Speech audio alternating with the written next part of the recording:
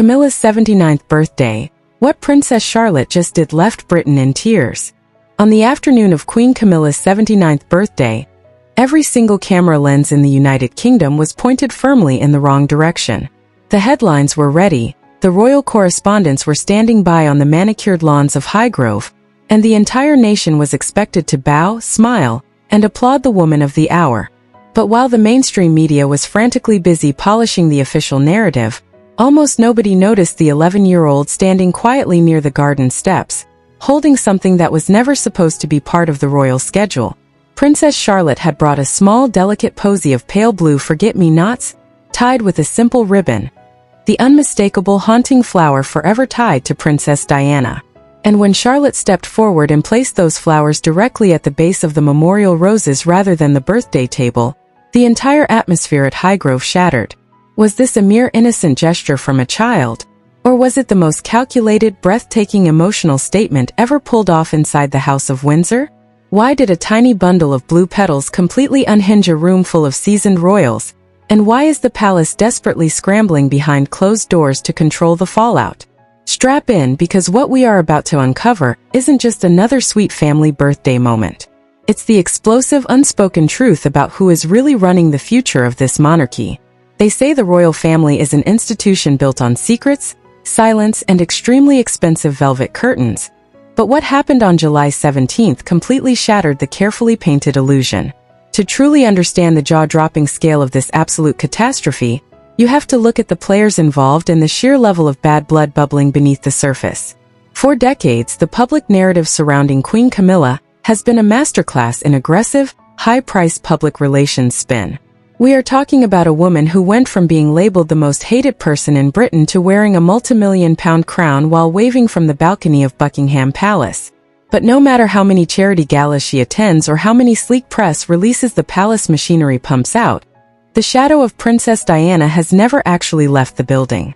The royal courtiers thought they had managed to sweep 3 decades of messy history under the rug.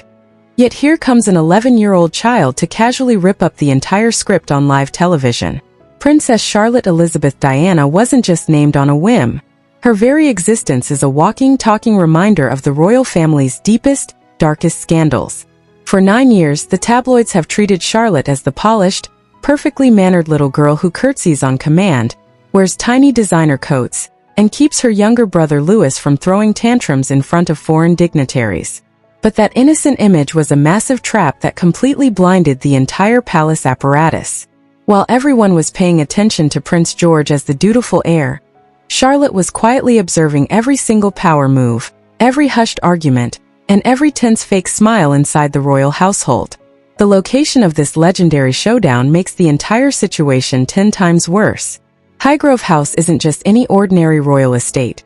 It is Charles's absolute crown jewel, a sprawling paradise built on decades of personal obsession and millions of pounds of taxpayer-funded security.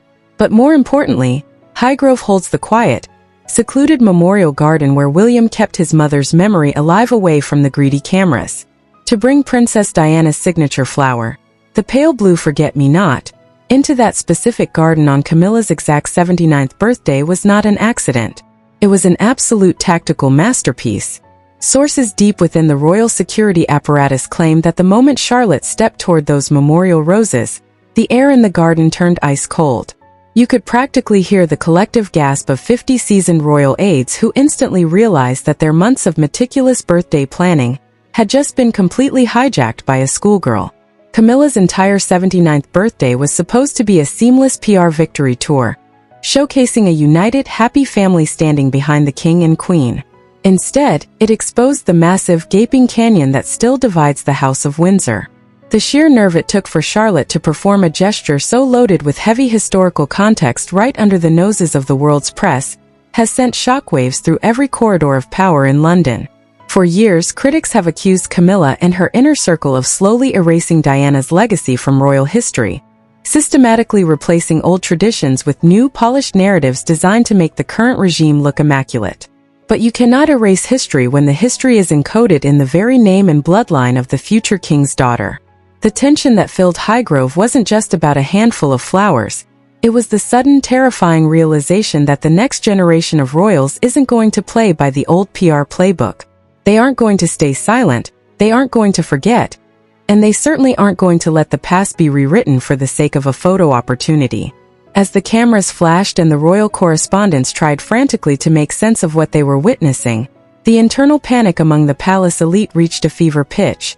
Whispers were already circulating among the staff that Charlotte's sudden move wasn't a random, naive child's whim, but the culmination of months of quiet tension brewing behind closed doors at Adelaide Cottage. William and Kate have spent years shielding their kids from the toxic media circus. Yet they have also ensured that their children know exactly where they came from. The fact that William stood just a few feet away, watching his daughter execute this unthinkable tribute without uttering a single word of warning or stepping in to stop her, speaks absolute volumes. He didn't move a muscle. He didn't clear his throat.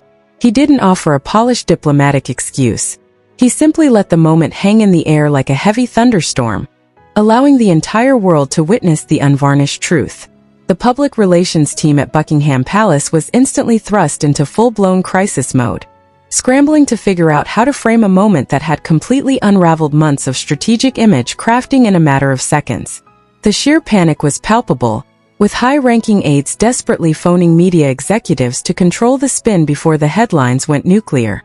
How could an 11-year-old cause this much chaos with a tiny bundle of blue petals? Because in the world of high-stakes royal politics, symbolism is absolutely everything. A single flower placed in the wrong spot at the wrong time can dismantle decades of carefully constructed narratives, and Charlotte knew precisely what she was doing. The grand birthday luncheon that was supposed to feature joyous toasts, laughter, and glossy magazine covers suddenly turned into the most awkward meal in modern royal history.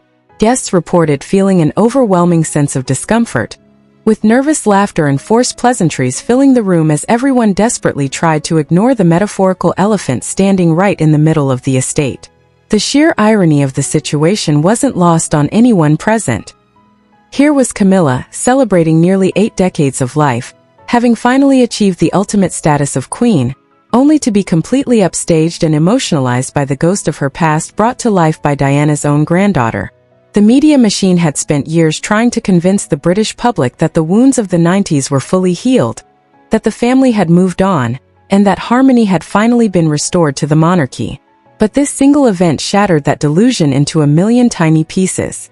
It proved that beneath the expensive suits, the sparkling tiaras, and the polished balcony appearances, the exact same rivalries, grief, and unresolved bitterness are still burning as brightly as ever. The staff at Highgrove were reportedly instructed to act as if nothing unusual had happened. But you cannot simply erase a moment that was captured by long-lens cameras and witnessed by dozens of high society guests. The footage and images began circulating in underground media circles almost immediately, sparking wild speculation and frantic debates among royal insiders. Was this a subtle rebellion against the current royal establishment? Was it a daughter carrying out a quiet mission on behalf of her father? Or was it the first official shot fired in a brand new era of royal drama?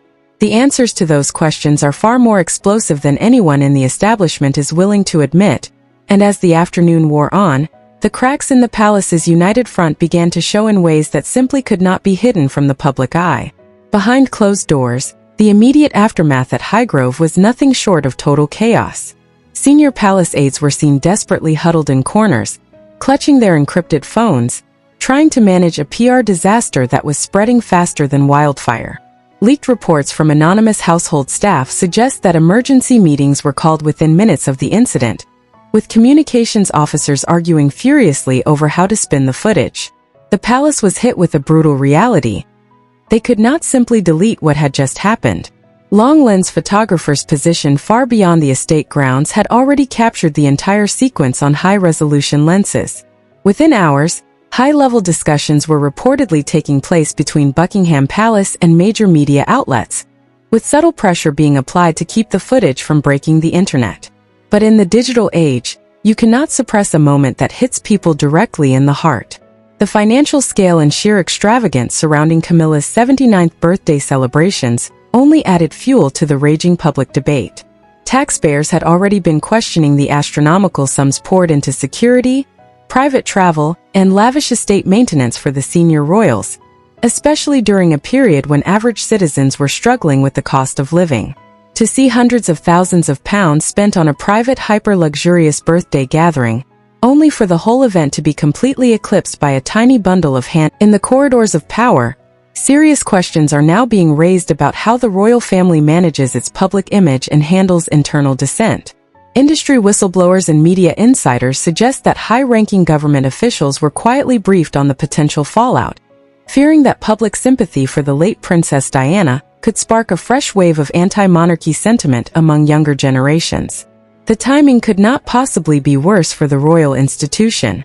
With Republican movements gaining traction across the Commonwealth and young voters increasingly questioning the financial burdens of maintaining a hereditary monarchy, a public clash between the golden past and the controversial present is the absolute last thing the palace needed.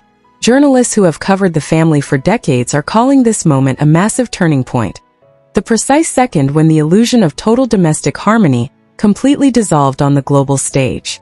Behind the scenes at Buckingham Palace, the tension between the household of the King and the household of the Prince and Princess of Wales has reportedly hit an all-time high.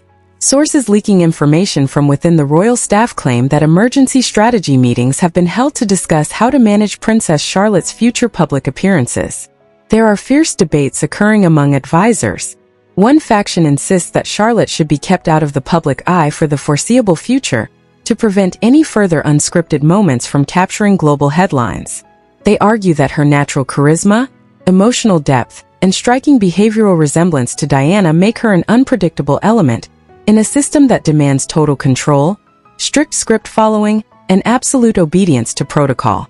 However, an opposing group of younger, forward-thinking palace strategists strongly disagrees, arguing that attempting to hide or restrict Charlotte would trigger an even greater public backlash.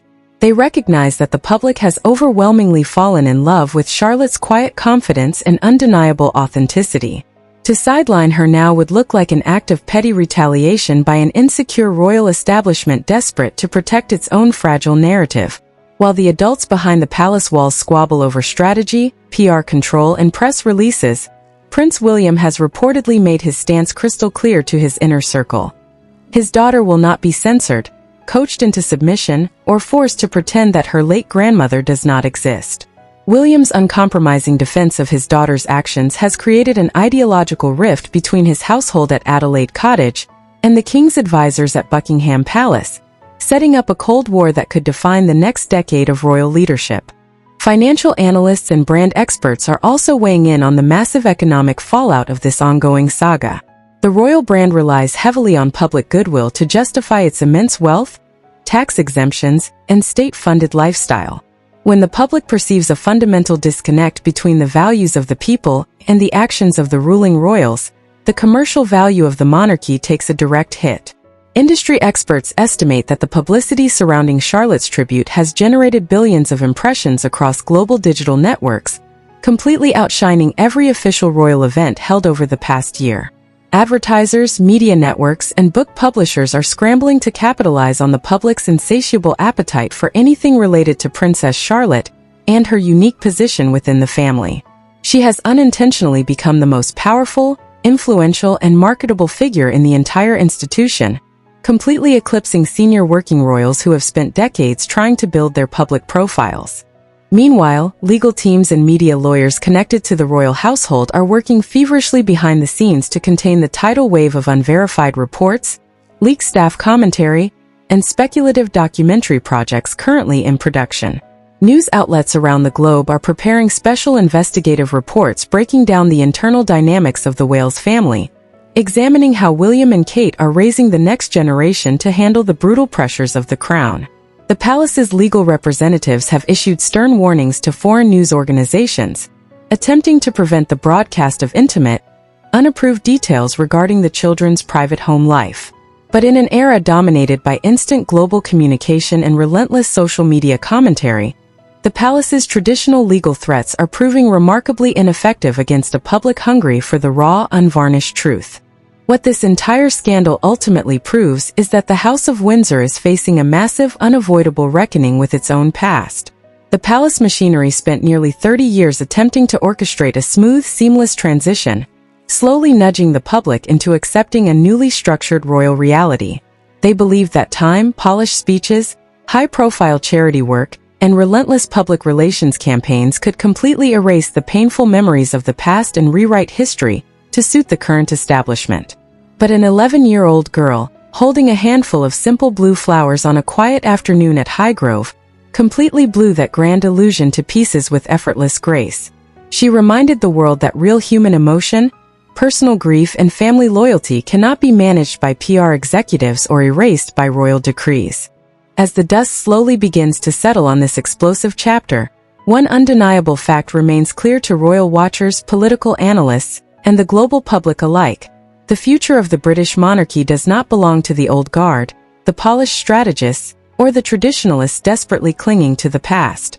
It belongs to the young girl who had the sheer courage to stand up in front of the world, honor her grandmother's memory, and hold the entire royal family accountable without saying a single word. The real question now is not whether the palace can survive this latest media storm, but whether the institution can evolve fast enough to keep up with a young princess who has already proven she is entirely unbothered by their ancient rules, calculated scripts, and artificial narratives. The stage is set, the lines have been drawn, and the world is watching closely to see what Princess Charlotte does next. So there you have it, folks. What was supposed to be a peaceful, highly polished 79th birthday celebration for Queen Camilla turned into the ultimate emotional showdown that has sent